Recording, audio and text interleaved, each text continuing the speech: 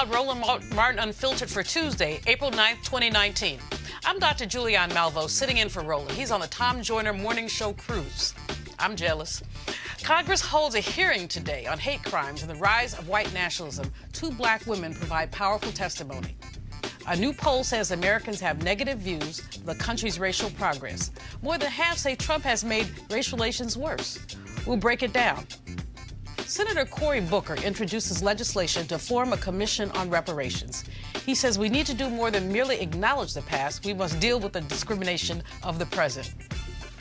When black neighborhoods get new stores and apartments, black residents are often priced out. It's called gentrification, and some see it as a positive trend. Not me. We'll talk about it to an activist who also thinks it's bad for us. And I'll talk with the president of the University of the District of Columbia about who gets into college and why. It's time to bring the funk on Roland Martin Unfiltered. Let's go.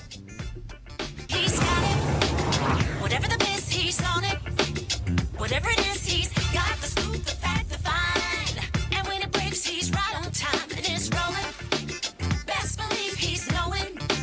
Putting it down from sports to news to politics. With entertainment just for kicks, he's rolling.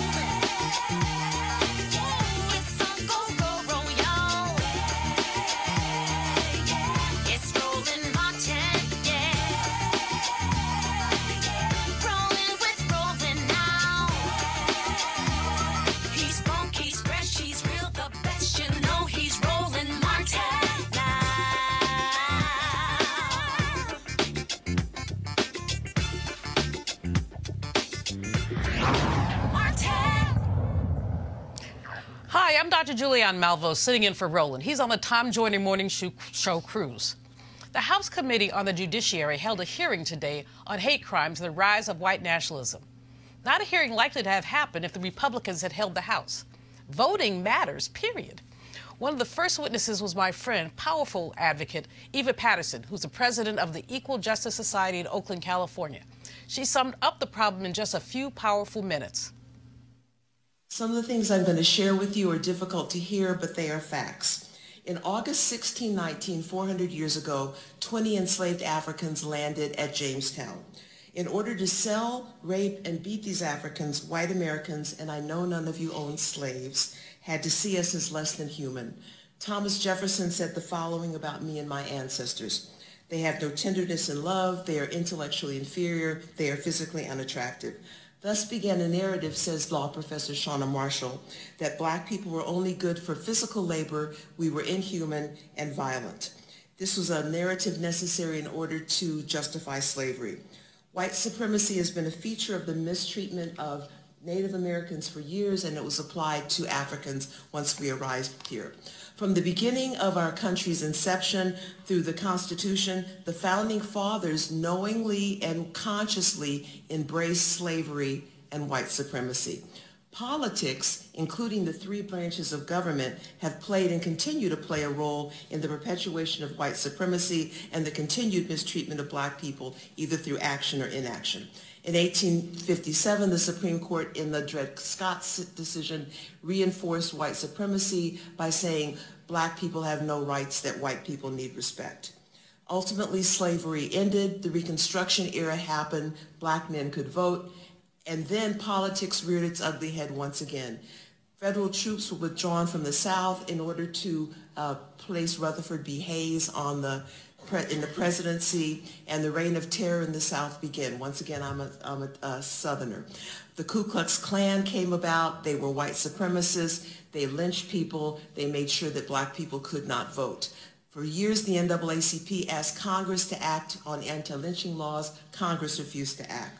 Fast forward to 1964, our fellow Texan got the Civil Rights Act passed, but when it passed, he said, we have lost the South for a generation, he said, of Democrats. 6 years later, the Southern strategy was devised to encourage white people to abandon the Democratic Party and vote for the GOP. It was a shrewd and effective political strategy, but it drove yet another wedge between black and white people. Fast forward to 2008. America elects a black president. Unfortunately, this proves very unsettling to many people who have felt superior to black people when there's a black president and a black family in the White House. In 2015, Donald Trump began his campaign by calling Mexicans racist. He called for a Muslim ban. When white supremacists marched in Charlottesville chanting, "Jews will not replace us," and "blood and soil," which is straight from the Nazi playbook, Mr. Trump said there are good people on both sides. He recently called asylum seekers animals.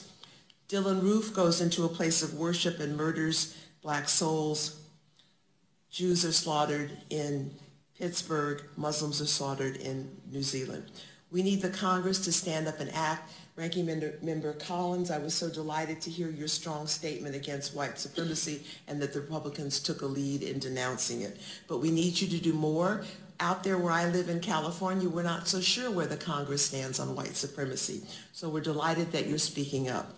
I'd also like to address Chief Justice Roberts, who dismantled the Voting Rights Act in Shelby versus Holder. He said racism had been eradicated. That simply is not true. I hope he will talk to Justice Judge Bernice Donnell from the Sixth Circuit, who writes extensively on racism. We hope that a majority of you will want to give the country a signal that we are one nation under God, indivisible, with liberty and justice for all. Go, Eva. That's my homegirl. That was powerful. Check this out. The exchange between Committee Chair Congressman Jerry Nadler of New York and Kristen Clarke, who leads the largest committee for civil rights under law, detailing how the Trump administration downplays hate crime. We need the government to step up and do more. We also need the FBI to do a better job incentivizing local law enforcement agencies to turn over the data so we can capture the hot spots where hate crimes are happening around the country. And then finally, we need to see this Justice Department using its bully pulpit more often to condemn hate when it happens. As a civil rights organization, we're deeply disturbed by the Justice Department and this Attorney General and prior AGs prior to him. We're disturbed by their deafening silence in the fake of hate incidents that we've seen across the country. We're going to continue to bring pressure to bear to ensure that they do more and encourage Congress to use its oversight authority here as well. The final thing that I will note is that we're deeply concerned about the FBI's Black Identity Extremist designation. This is mere distraction from the very real threat of white supremacy that we face today. Also testifying was Candace Owens of the Trump PAC, Turning Point USA. That woman had the nerve to bring her grandfather with her. Her basic line was that the rise of white nationalism was fake news, just a campaign tactic to spin up African Americans at election time. Ted Lieu, Democratic Congressman of California, asked her why she was there. Let's look. In congressional hearings, the minority party gets to select its own witnesses. And of all the people that Republicans could have selected, they picked Candace Owens. I don't know Miss Owens. I'm not going to characterize her. I'm going to let her own words do the talking. So I'm going to play for you the first 30 seconds of a statement she made about Adolf Hitler. I agree. I actually don't have any problems at all with the word nationalism. I think that it gets, the definition gets poisoned by elitists that actually want globalism. Globalism is what I don't want. So when you think about, whenever we say nationalism, the first thing people think about, at least in America, is Hitler. You know, he was a National Socialist, but if Hitler just wanted to make Germany great and have things run well, okay, fine. Problem is that he had dreams outside of Germany. He wanted to globalize. He wanted everybody to be German, everybody to be speaking German. All right, so my first question is to Ms. Hirschenoff. Ms. Owens said, quote, if Hitler just wanted to make Germany great and have things run well, okay, fine. The problem is that he had dreams outside of Germany. So when people try to legitimize Adolf Hitler, does that feed into white nationalist ideology? It does, Mr. Lieu. I know that Ms. Owens distanced herself from those comments later, but we expressed great concern over the original comments. Great. Two more things about the hearing. It was streamed live on YouTube, and the comment section was so filled with hateful speech, white nationalist speech, that YouTube had to shut it down. And we're having a hearing about whether or not there's any white nationalism. All right.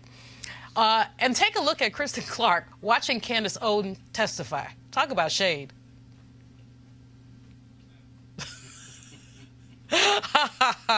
Joining me on the panel today, Malik Abdul, Vice President of the Black Conservative Federation, and Cleo Monago, social political analyst and activist. So, guys, what do you think?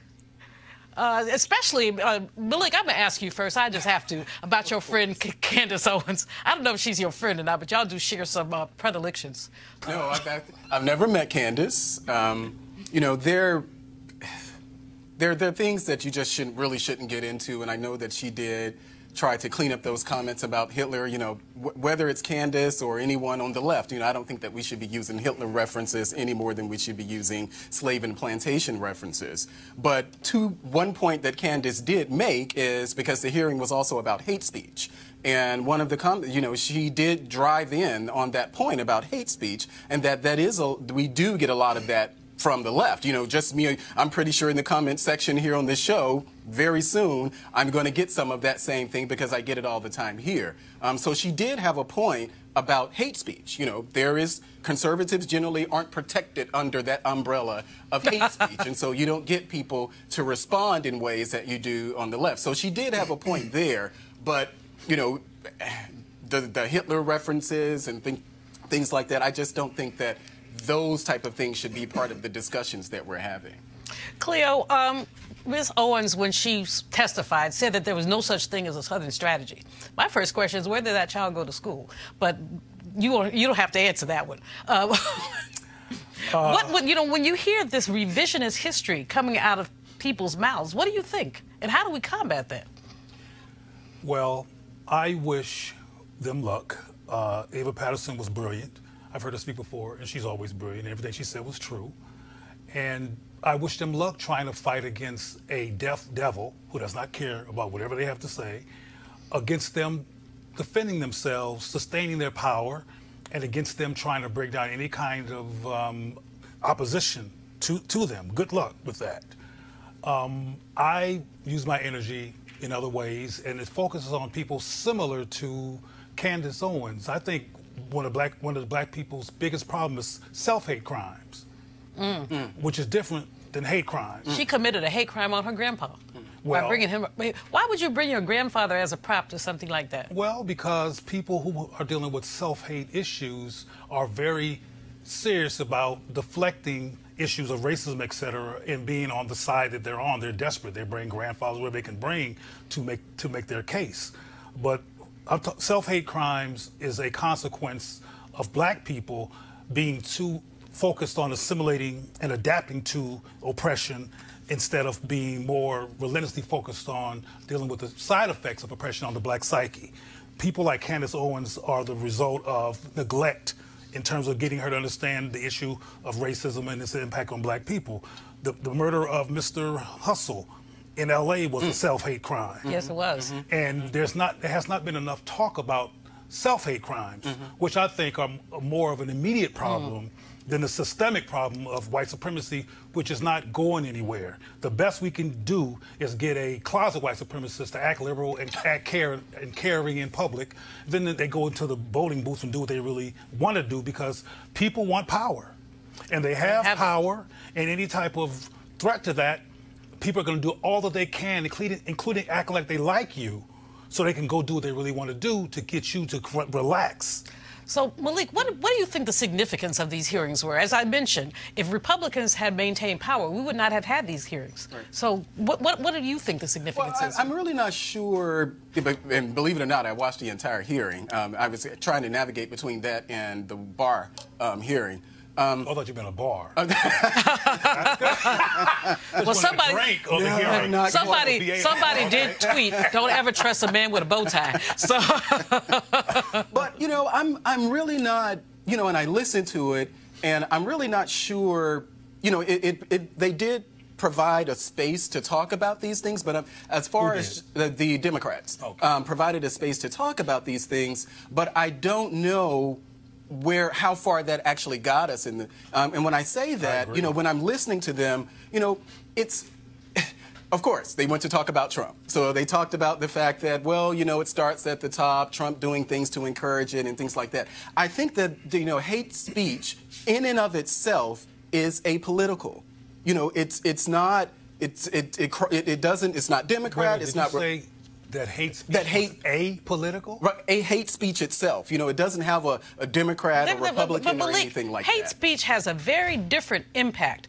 If I call somebody a honky, I mean, whatever. If someone calls me the N-word, that is invoking lynching, that's invoking all of that. Right. So it's a different thing. It's a false equivalency. Right, but I don't think so, because, and I go back to my point that I was making about Candace. You know, okay, well, maybe not the H word or the N word, but I'm often, as a Republican, I'm often called these things, whether it's Uncle Tom, Coon, anything that you... Okay, does it hurt you?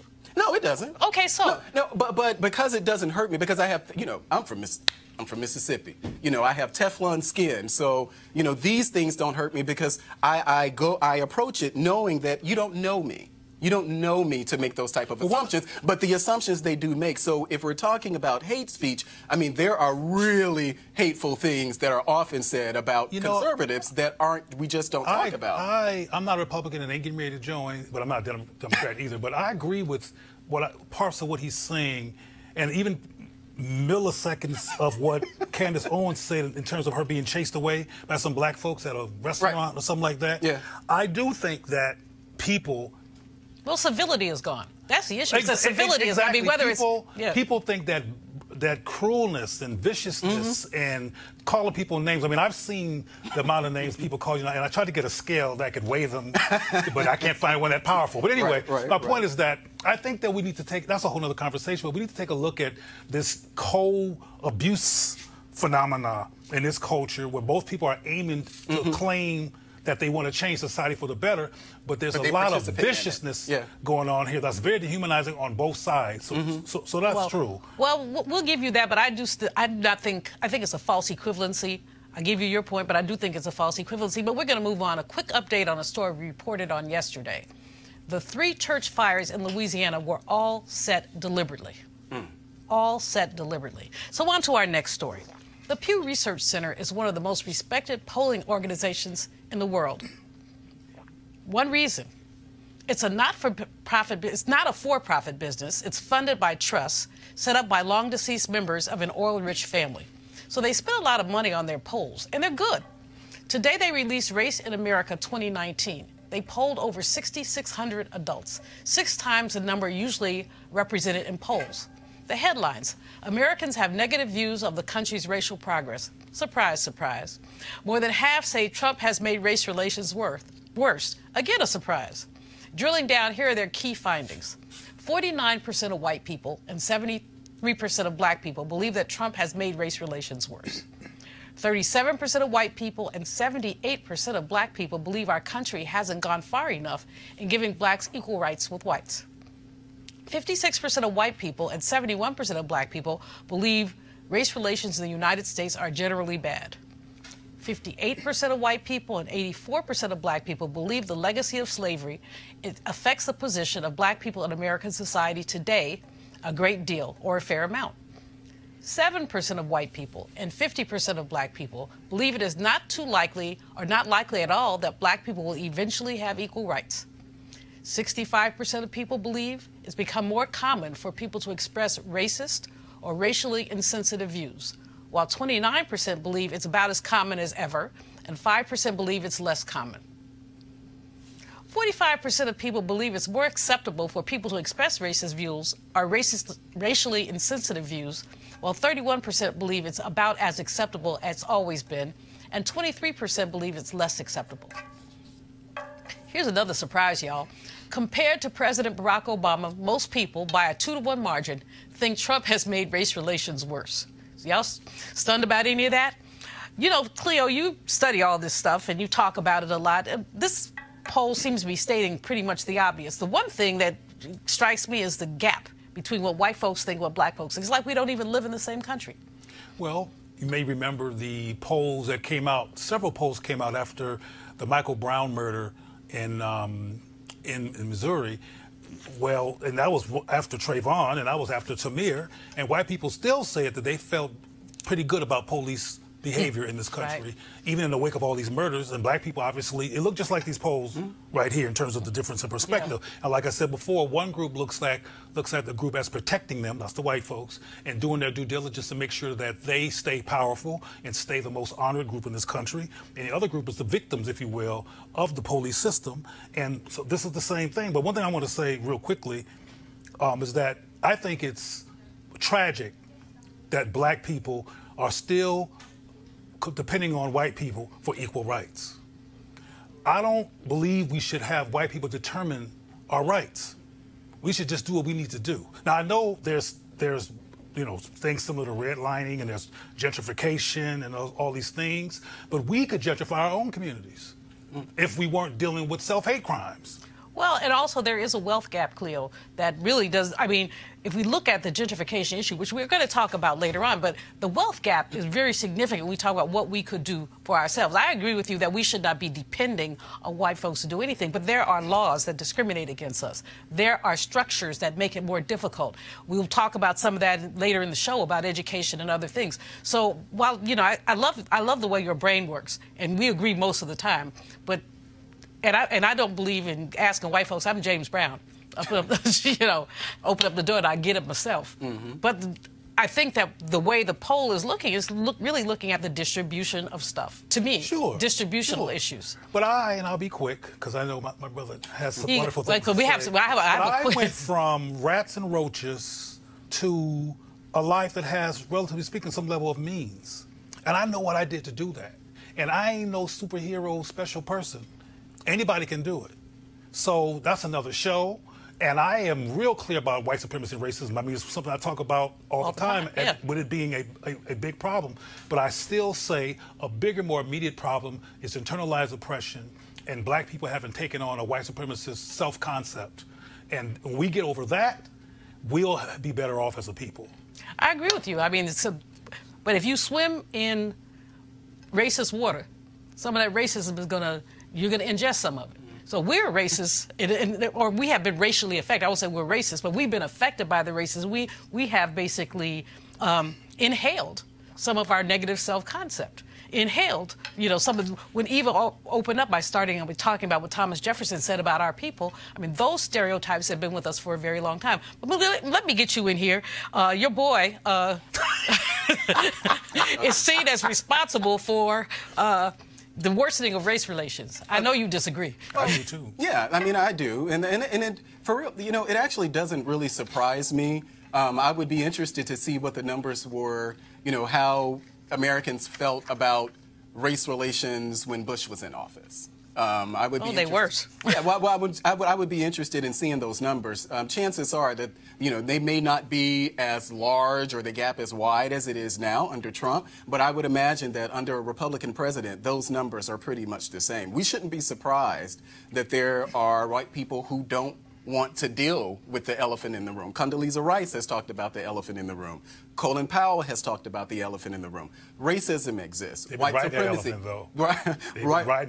white supremacy exists. You know. Oh, so y'all agree? Why y'all agree on something? This is a good time for me to take a break. These brothers are agreeing. Y'all write this down. No, I said that. No, he mentioned the elephant in the room, and I said they were riding the elephant. I'm not necessarily completely agreeing with them. All right, we're going to a break. We're going to come back to answer the question: who stopped the go-go music in Washington, D.C.? We'll be right back. You want to check out Roland Martin Unfiltered? YouTube.com/Roland S. Martin. And subscribe to our YouTube channel. There's only one daily digital show out here that keeps it black and keep it real. It's Roland Martin Unfiltered. See that name right there? Roland Martin Unfiltered. Like, share, and subscribe to our YouTube channel. That's YouTube.com/Roland S. Martin. And don't forget to turn on your notifications so when we go live, you'll know it. You want to support Roland Martin Unfiltered? Be sure to join our Bring the Funk fan club. Every dollar that you give to us supports our daily digital show. There's only one daily digital show out here that keeps it black and keep it real. It's Roland Martin Unfiltered. Support the Roland Martin Unfiltered daily digital show by going to RolandMartinUnfiltered.com. Our goal is to get 20,000 of our fans contributing $50 each for the whole year. You can make this possible. RolandMartinUnfiltered.com. So there's this intersection in D.C. at 7th Street and Florida Avenue. It's ground zero in the battle over gentrification of black neighborhoods in big cities. And D.C. is the most gentrified city in the country. The Metro PCS store, that location has been playing go-go music on loudspeakers outside the store for 24 years. I've danced out there a few times myself. Go-go is a D.C. music specialty characterized by live performance and a strong, unique rhythm, really a beat. When T-Mobile bought out Metro PCS, the new owners told the store owner, Donald Campbell, to stop playing the music. According to Campbell, T-Mobile told him that a neighbor threatened to sue, bring it, the company over noise from the outdoor speakers. So he stopped. Everybody else is mad because we missed the music. Other neighbors, other African-American people were like, There was a protest last night to support Donald Campbell and Go-Go. And my guest, Ronald Moten, peaceaholics and all kind of stuff, a D.C. activist, is here to talk to us about gentrification, about how we feel when our mostly black neighborhood gets a Whole Foods market, a whole lot of young white folks. I'd have to throw that in there. I mean, if you follow me on Facebook, I occasionally talk about the Brads and the Beckys, the dog-loving colonizers who have more money than heart. More money than heart. But Ron Moten, you organized this protest. Tell us about it. Yes, I've been dealing with this for over 20 years. Our culture has been attacked for more than 20 years in Washington, D.C., and now people have a lot of heart. And things they couldn't say before, they're saying now. He was attacked over the last 5 years as they built all these big luxury condos and apartments around his building, as though people didn't come there and hear the noise before what they call noise. We don't call it noise. We call it music. It came from Africa. You know the beat that came from Africa? So we don't call it noise. We call it music, right? So they start complaining, and it's almost like what I tell them. I say, okay, in order for you to move in Washington, D.C. now, you have a lot of money. So that means you have a lot of money to move back where you came from. Okay. So if they don't like the music, why did you get upset with something that you knew was there? So they're culture killers. You look at that apartment that you live in, you heard the music then.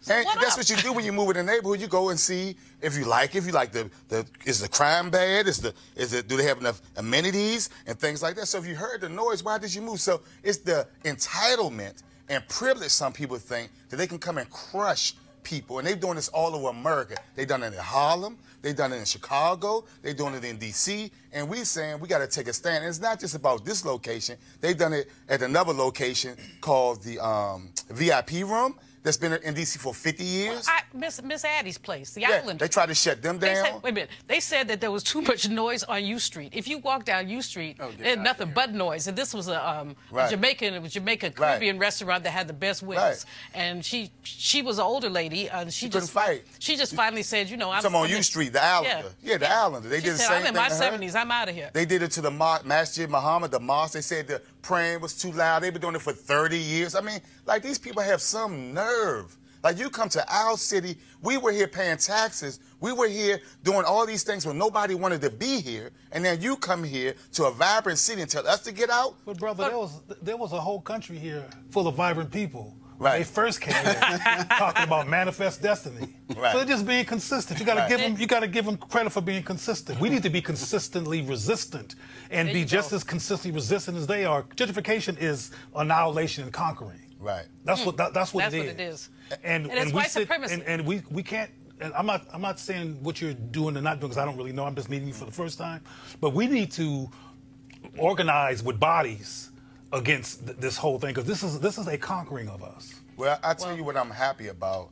Over 45,000 people to this moment have signed a petition in one day. Black and white people. Is it online? Yes. Tell us where it is. Okay. Don't mute DC music. And the thing about this is black and white people have come and tell this one white guy and the few bad people who told me that we are disrespectful because we are playing go-go music in their community. In their community? Wait a minute, isn't this right by Howard University? It's their community. Yeah. In their community. Yeah. Right? And I'm going to tell you something. Right across the street, there are two rooftop party places where if you walk past there at 1 o'clock, you hear all this noise, but they don't have a problem with that. And the problem is when they see many colored people, they have a problem. Well, can I just say something just very quickly? Sure. Because we've heard this. I remember whether it's U Street or there were people who moved to China, Gallery Place, Chinatown, to complain about the street performers and things who were out there, knowing that they were there. But particularly with this I think it's important to point out that the problem is that there's a loudspeaker that is placed outside the store. And so that's what people are protesting. For 25 years. Whether it's 35 or 45 years, the fact is that the loudspeaker is placed outside the store. They were asked to place the loudspeakers inside the store. And so that's where people started to... And they're not breaking any laws. Right. So they didn't break any ordinance laws. So if you're not breaking the law, why put your speaker inside? I mean, we've been doing this in this city since I've been born. I remember people used to go around with their big boom boxes. Don't mess with our culture. Don't mess with our history. If you don't like it, go back to the born place that you came from. Go back to holy hell. I just want to bring up, over the weekend, Dr. Ron Daniels of the Institute for the Black World had a summit on gentrification. I participated in the town hall meeting on Friday evening. We had people talking about Newark, talking about Houston, talking about the fact that this is happening all over the country. Part of this is a lot of people would like to think of gentrification as an economic phenomenon, but in order to think of it that way, you have to really address the issue of the wealth gap. So, Ryan, when we were in Newark and people started talking about solutions, the solutions really have to be connected to deliberate public policy on the part of the city. So what do you think should happen? So we're having a meeting on Thursday at the Check and See regarding to address this, because my thing is, even in Anacostia, we're trying to buy our property. If you don't buy no land, you don't rent nothing. So our goal is to buy, and our legislators and everybody had to put their money where their mouth is. They give a lot of people money and resources to acquire this land, even with the Opportunity Zone. One of the things I like about my friend Jimmy Kemp, who is a Republican, but his father was a great Republican who are black and white people, he said, if this legislation doesn't help the little people who do a lot with a little bit, it's not doing anything. So that's what I'm saying. If we're not helping the little people who get up off their butts every day and work hard and want to empower themselves in their community, don't want to commit crimes, don't want to put their hand on acting for nothing, if we're not empowering them, then we're not doing nothing. Well, you know, brother, as you know, I admire your work. I understand that you've got a hot date in a couple minutes and you have to leave us. So we're going to keep talking about the topic, but we'll get together again. And email me the information about that Thursday meeting. Yes, ma'am. I may show up. Okay. No, this is an issue. You know, one of the things that really must happen is that vacant land that the city owns should be redistributed in a way that's sensitive to the wealth distribution. Absolutely. You know, there's vacant land here in the district that our mayor never met a developer she didn't want to slow dance with. Absolutely. That she didn't want to slow dance with. Get real close. But you know, the DC has the largest, what they say, intensity of gentrification. Yes, it does. Also, DC also has the largest, I think it's the wealth gap in the country. That was a study that was published last year. So these things definitely exist, and I think that there are things that we should do to be able, that would help us deal with issues like gentrification. And, you know, they're like Ron, he's doing a great job. You know, there are a lot of people who are really vested in making sure that the opportunity is there. And so I'm glad that he mentioned Jimmy, because we had a conversation about, Jimmy and I had a conversation about Ron to actually talk about those things. So he's right on point with that. We may not agree about having the loudspeaker outside the store, but as far as gentrification and providing opportunities, I'm with my brother all the way on that. Well, absolutely. One of the best examples of resistance to gentrification came from New York City Councilman Charles Barron. He represents East New York. And one of the things that he's done, I mean, they have used various metrics to talk about what's affordable. Because, you know, sometimes in New York, they tell you 80 grand is affordable. Well, you know, if you make 80 grand, well, who makes 80 grand? The average income for black folks is like $35,000. So, you know, who makes 80 grand? So anyway, he has shown clear resistance, and he showed me, you know, some of the documentation. He and his wife have an interesting 1-2. She's in the assembly. He's on the city council. Oh, wow. And so they keep East New York real. Oh, wow. But that was a really good example of how you can resist gentrification with active public policy and legislators who are conscious. My problem with what we have happening here in D.C. is that half of these folks ain't woke. And I will say that that particular corner that we're talking about, you know, if you guys remember that corner, that particular block right there has gone through some transformation even over in the past 20 years. I mean, they've really cleaned up. Yeah, but they've been playing that music, and they shouldn't have to stop playing their music. Cleo? I wanted to first ask, before I gave my comments is how successful has the brother and his wife been with countering the gentrification monster? Very. His is the only, I'm going to get this partially wrong, but in East New York, they have had an increase in black population and a decrease in white population. He said, and I didn't run them out myself. Oh, wow. But in any case, basically by making more housing affordable and by defining affordability linked to the income that people have. But by doing that, you've got people who are getting 2-bedroom apartments for $1,200 a month in New York because they make 40 grand a year. Well, it also brings strategy that might need to be a demonstration project for other people who are resisting gentrification. But I also know, and this may or may not be relevant, but that East New York is not as desirable as Manhattan. Right. It's not as desirable as being it's not even as Brooklyn. It's next to Brooklyn. Exactly, and being along the Hudson River. And along the Hudson River, particularly uptown in Harlem, used to be predominantly black, and it's very desirable. Most places by water, white folks like water, and places by water, they always want to take from us. But I want to mention that along with public policy and having demonstration projects being important, we really need to find ways to get people to be viscerally resistant to the conquering strategy. Because this brother is doing what he's doing, but there's not a mass of people in South Central where I'm from, or Crenshaw where I'm from, or right near where Nipsey Hussle was murdered, in the streets going, hell no, blankety blanks, you ain't taking our blank. There you go. I mean, we have to learn to value where black people are and value black geography, as well as valuing ourselves, which is why you're not going to hear me stop talking about the self-hate crimes that we need to purge away from behaviorally so we can feel valuable enough to say, hell no. Right now we're in question about, hell no, maybe on Thursday, no. Yeah, maybe on Saturday, maybe. On Monday, hell no. We got to be hell no 7 days a week. No, I mean, there is a tentativity about our resistance. Because there's a sensitivity about our value, whether we're valuable. Well, you know how much trouble I've gotten into with my Brads and my Beckys. You know, I say Biff and Becky, but I think it's a more white name. But yes, you made a good people write me and say, "Why do you do this? Of course. This is hateful." But you know, not hateful. But you made a point about that East New York when you were talking about the desirable location. One of the challenges here, and for people to know, I'm the Republican who lives in Ward 8, which is DC's most under-resourced ward.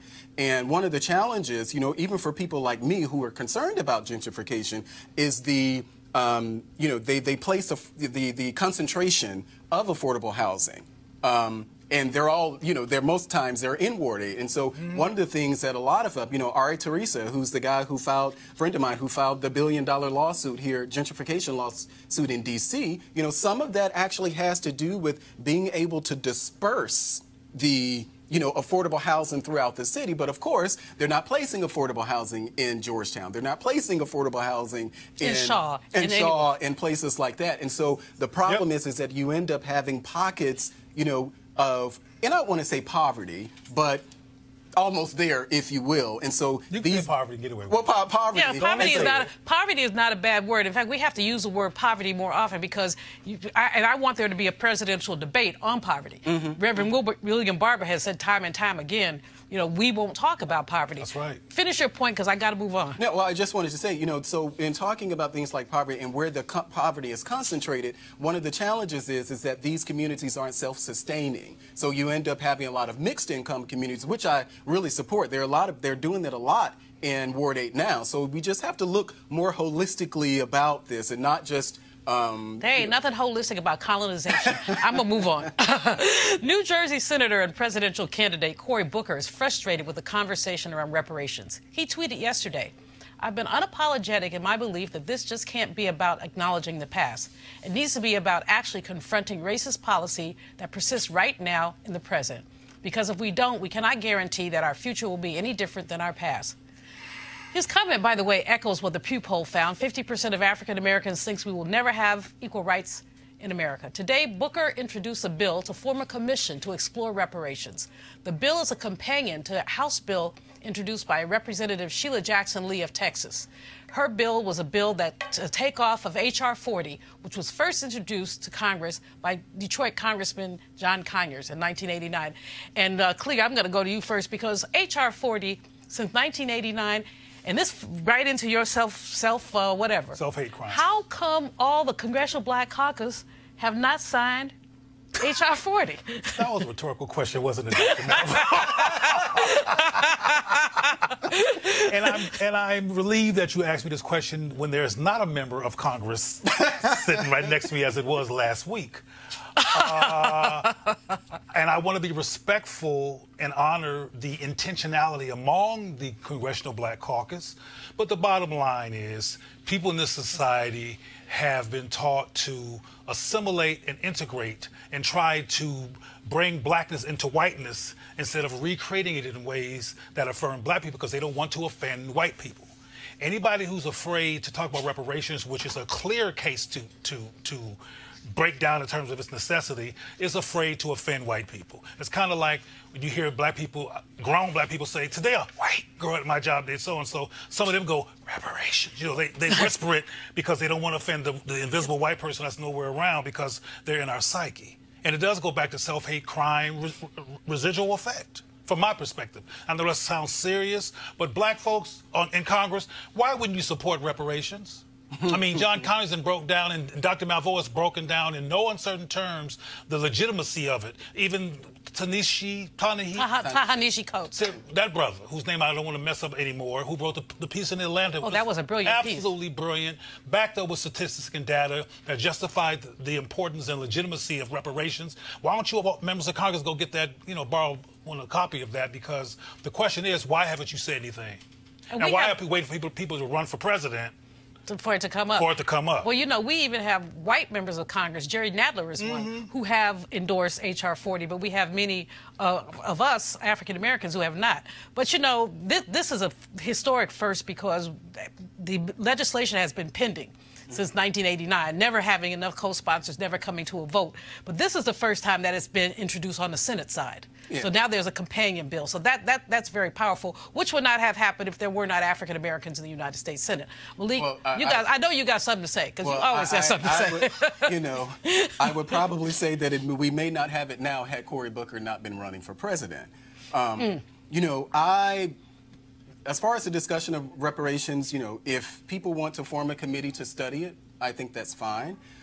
What I think where I would channel my efforts are really looking at the things, whether it's the Bush administration, Obama administration, or even the current administration, the steps that they've taken, look at it from a policy perspective. So things that we know where there are disparities in the system, try to adjust it from that end. I don't know, maybe we will. I don't know if we'll ever have, we'll never have full agreement on reparations. And because you'll have people, even on my side, to say, well, I didn't do it, I didn't own slaves. Yeah, but you institutionally benefited from, no, you didn't own it. Enslaved people, white folks who are watching, no, we know you didn't have any slaves. Right. We think you didn't, you might have. But the bottom line is, if you created a racist society that has disproportionately benefits one group of people as opposed to another, that's the argument for reparations right there. And I don't want people to think, because I've seen it. When I was a Democrat back during George Bush's administration, I followed the things that they were doing. Now, what happened to you? Did they pop you on your head or something? No, we're not going to talk about it. He got tired of the Democrat Party taking black people for granted, among other things. Well, that's reasonable. Yeah, it is reasonable. But I look at those things. The federal government has taken steps to address these sort of disparities. Local governments have taken steps to address these sort of disparities. Of course, we still are where we are. But I think that a real keen focus on policy and making sure that we're doing things to address these problems, and it requires not just Republicans. We just had the conversation about D.C. being the largest, having the largest concentration of gentrification or whatever that is. This is pretty global as far as the United States is concerned, and we need to really. And I would challenge my Democrat friends. Challenge your local politicians. Don't just allow these politicians in our areas around campaign season to come and talk about, crime is this, I'll fix that. Okay, in full disclosure, let me let y'all know that I am a member of the National African American Reparations Commission that was founded by Dr. Ron Daniels and the Institute of the Black World. We've been meeting over the course of the last 5 years really to bring this issue up. Many folks don't even, like you said, whisper reparations. Right. But you're going to get the last word on this subject, Cleo. I was going to say that I hope that this gift from Trump, I think the gift is from Trump that we're talking about reparations, frankly, that we've gone this extreme because it's considered extreme. But I want to say that I hope it has the effect, but with more meat to it, that what happened when Iowa, was it Iowa that supported Obama and then black folks jumped aboard? Iowa. It was because members of Congress, to make my point really quickly, members of Congress, black members of Congress were running behind Hillary Clinton, and even the brother from Georgia, John Lewis was right there behind Hillary Clinton. But then when white folks in Iowa said it was all right, it validated him. And then and Lewis literally said, I changed my mind in front of everybody because it became safer to do it. Hopefully it'll become safer to talk about reparations among the congressional membership black folks, and they can say it out loud now in front of everybody and manifest it into being now that it's being talked about by Mr. Booker, and a white woman that you just mentioned whose name I forgot. I forgot to. But let me say this. The ACLU actually is starting a blog series on reparations. I got the American Civil Liberties Union. I got an email from them this morning. Dr. Daniels said, will you write a piece? So they're asking many of our NARC members to write. So the ACLU sees itself as having a role in dealing with this. And so the issue has become somewhat more popularized. Now the gift is to learn history.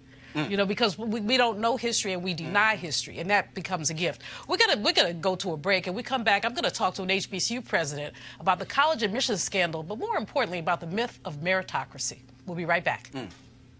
Hey fam, want to check out Rollerbark Unfiltered, the blackest show on all of digital, cable, and broadcast. Check out our audio podcast.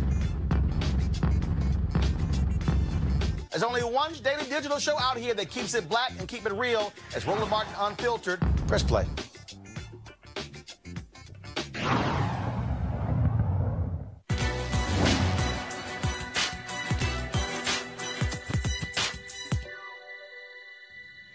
Every man prays in his own language, and there is no language that God does not understand. Composer and bandleader Duke Ellington.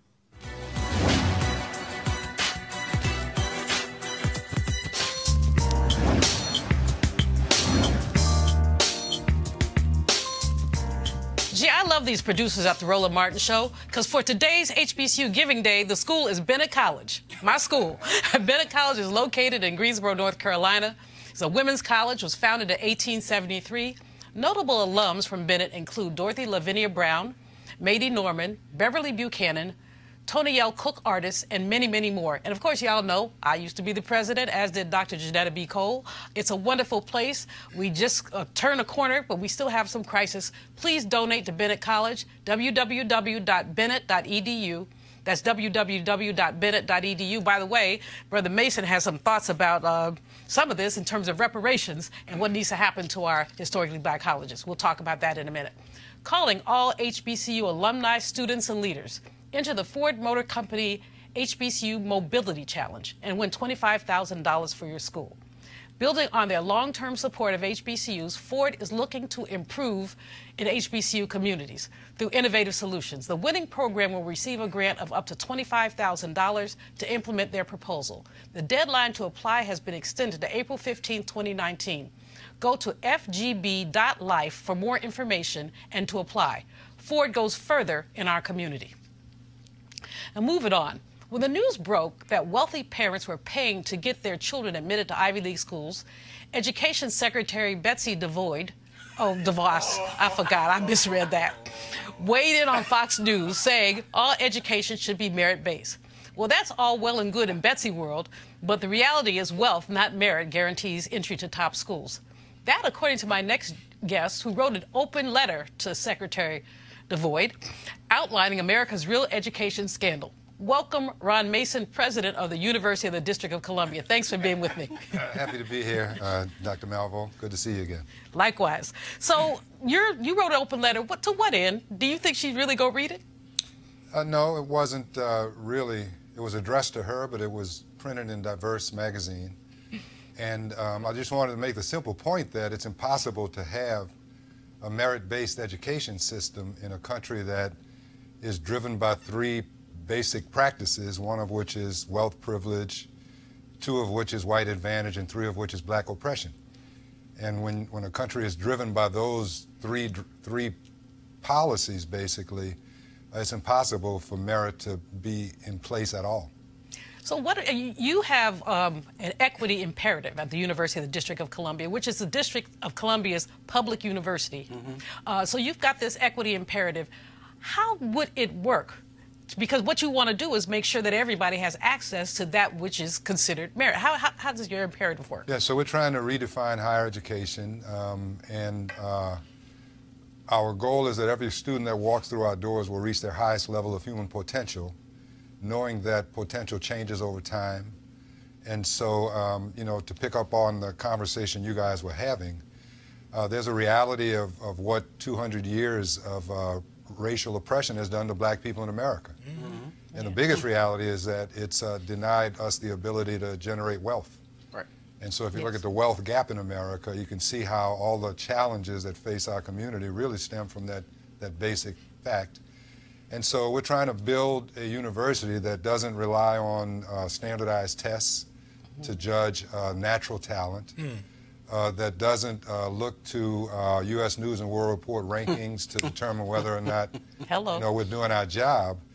And you know, we're creating pathways to livable salaries, but knowing that some students will come in through our workforce door, some will come in through our open enrollment door, some will come in through our selective admissions board, but every door is going to lead to the next door, so that you can get in and get out and get in and get out and come back, you know, whenever that light goes off and you're ready to go to the next level.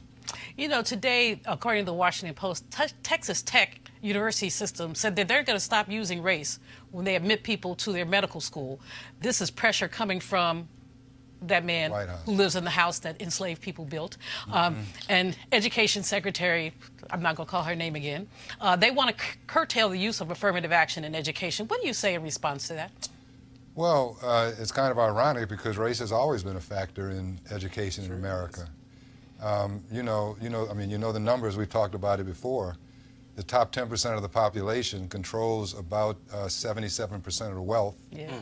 And our education system is basically designed to drill for talent in that top 10%.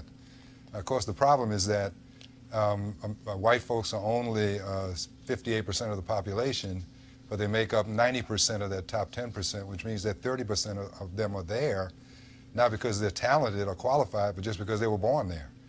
And those are positions that other talented black, brown, and even poor people would have if we really had a merit-based education system. So now it's really been race-based all along. We're just trying to balance it out. Quickly, because I want to get them in, but quickly, those folks who got busted for buying seats, should they go to jail?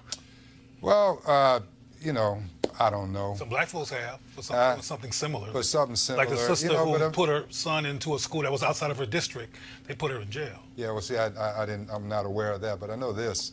There's not a whole lot of difference from what they do and what they did, and the guy that puts his name on a building, and because he was able to give $10 million to the school, he gets his son in. Are you talking about Jared? There's been a few of those. Yeah. But that's the way the system works. That's my point. And so they just took it to an extreme. But really, it's the same system at play, just they crossed the line and they got caught for it. So should they go to jail? Why not? You know? Well, you know, I'm, as a Firebird, myself, very supportive. Yes, I'm very supportive of the efforts that at UDC. One of the things that I really appreciated a few years back when they started the community college at UDC. Because, you know, when I was there, you know, I bounced around forever and then I ended up finishing at UDC, but I did see that there was an opportunity there for the students. So a lot of the students would come, you know, from around the area, but they would come to class, you know, to these type of classes, you know, maybe not as prepared as, you know, just a general four-year college setting. So I appreciate the work that you guys are doing there at UDC. My homeboy from Jackson, Mississippi, Dr. Parter. Oh, really? Yeah, we went to the same high school. And we went to Stillman College together. There you go. Oh, yeah, wow. so okay. You know, I like a lot of the things that you're doing there. Absolutely. Good. Thank you. Running tight on time, so Cleo, question, comment. Okay. When it came to taking these tests that determine intelligence, initially in my life I had some challenges with them, not because I wasn't intelligent, I finally learned later, but because the tests weren't built around my organic intelligence. And you mentioned something that I call organic intelligence when you mentioned that they're finding other means to determine people's capacity to operate in academic context. What kind of protests have you taken to determine people's their organic intelligence capacity to be involved in academic institutions? Sure. So it's clear that standardized tests like SAT, ACT correlate directly with race and class. Yep. Because what they're designed to determine is whether you can be successful in the top 10% of the population, and who's going to be successful except the people in the top 10% of the population, right?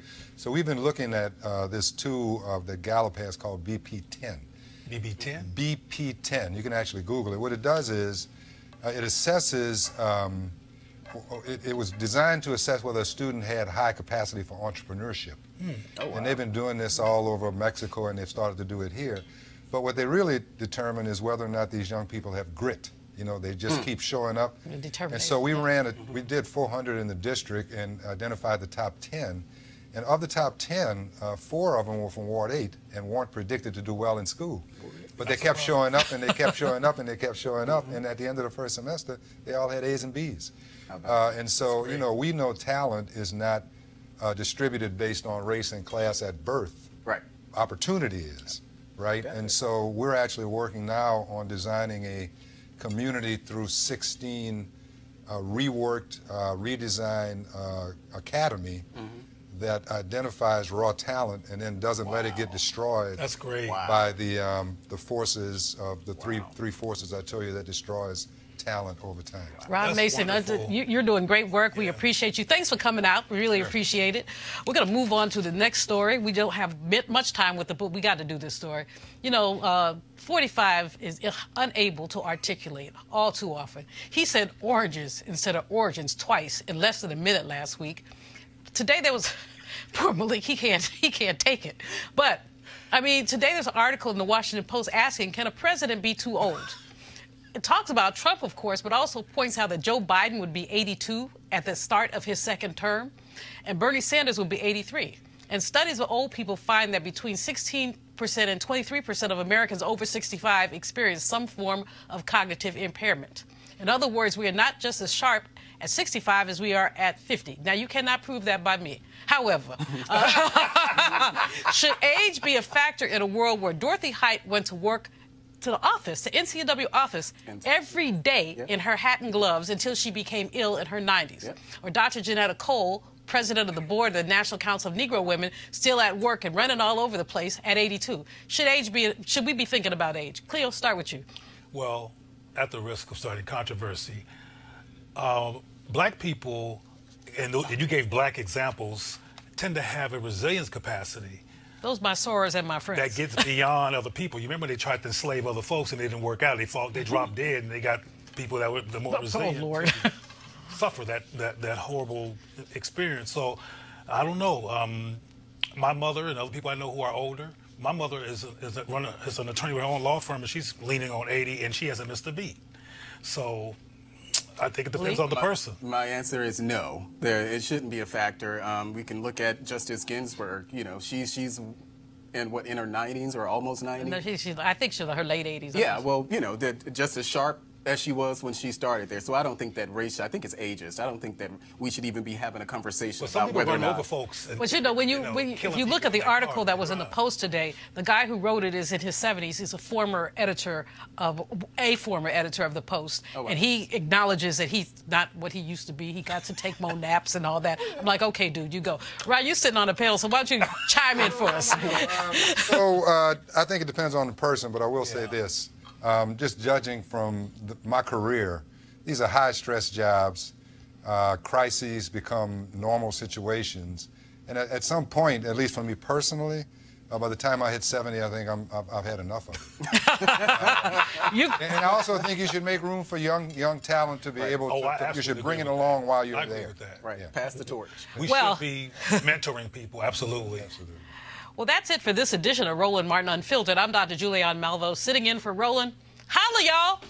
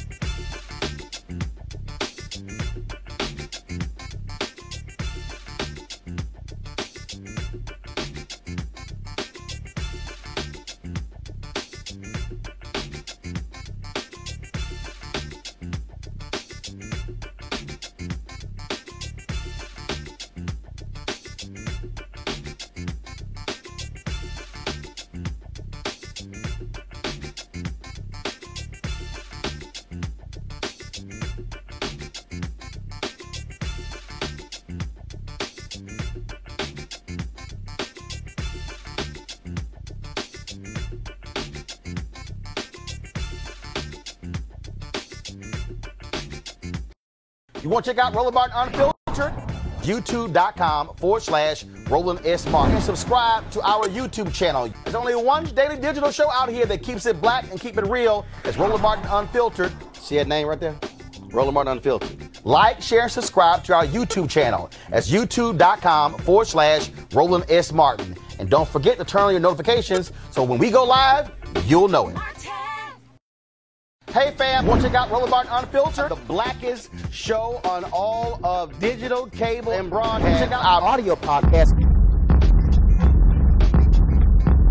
There's only one daily digital show out here that keeps it black and keep it real. It's Roland Martin Unfiltered. Press play. You want to support Roland Martin Unfiltered? Be sure to join our Bring the Funk fan club. Every dollar that you give to us supports our daily digital show. There's only one daily digital show out here that keeps it black and keep it real. It's Roland Martin Unfiltered. Support the Roland Martin Unfiltered daily digital show by going to RolandMartinUnfiltered.com. Our goal is to get 20,000 of our fans contributing $50 each for the whole year. You can make this possible. RolandMartinUnfiltered.com.